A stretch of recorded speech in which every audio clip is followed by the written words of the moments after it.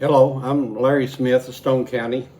I want to talk just a little bit about taxes, if we could, here just a moment. Just a second, let me pull up what I have here in policy development that we're coming up with in Stone County, and it reads, if I can, it says, we support for clarification of products that are tax exempt for farmers and producers.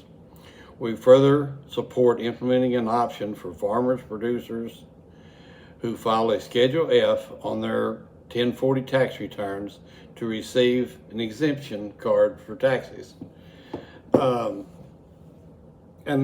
basically what that's saying is we want it to be available to the Arkansas agri producer to carry a card that he walk into a store anywhere, and it shows that he's entitled to exemptions that the state of Arkansas says he's entitled to.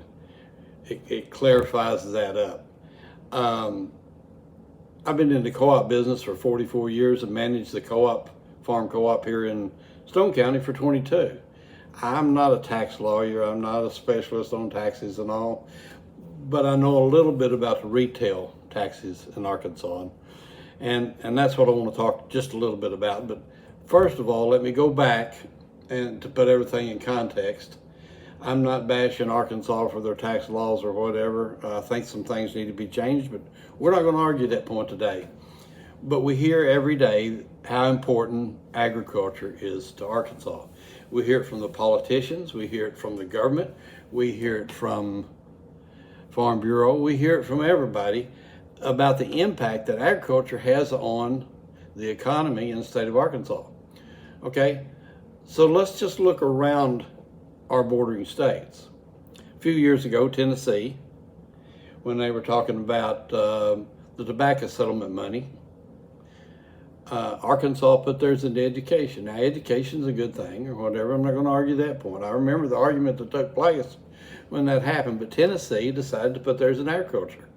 And they spent $115 million on cost share programs and what have you to buy, or at least cost share, barns and squeeze chutes and working corrals and not only for cattlemen but for row croppers too. And if you need to buy equipment or whatever, then they would help cost share that, and it really made a big improvement in Tennessee. Let's look at Missouri. Missouri has a lot more tax advantages for agriculture than what Arkansas has. We're not a border county here in Stone County, but we're one county away, and I've always lost a lot of customers to Missouri because the tax laws were more, let's say, lenient. They had more advantages in Missouri as far as buying wire and et cetera, et cetera, et cetera. I have customers that tell me they go to Texas and when they buy large quantities of wire and all, because they can go there and not pay any taxes on it. I know there's people have told me stories about going to Mississippi to buy equipment because of the tax law there. You may say a lot of this is hearsay, and I guess some of it is, but I do know that some of the surrounding states give more advantages to agriculture than say what Arkansas does. And I'm not advocating right at this moment to get those advantages for the state of Arkansas. What I'd like to do is, by the policy development that I just mentioned a while ago that Stone County is presenting, is that we take and make available to the farmers in Arkansas a card that they might walk into any retail store for agriculture products, and that card would tell the retailer what tax exemptions they're eligible for. Right now, let's just take, for instance, chicken feed or whatever. You go into the co-op here in Mountain View and buy chicken feeds. The state of Arkansas considers a chicken a companion animal.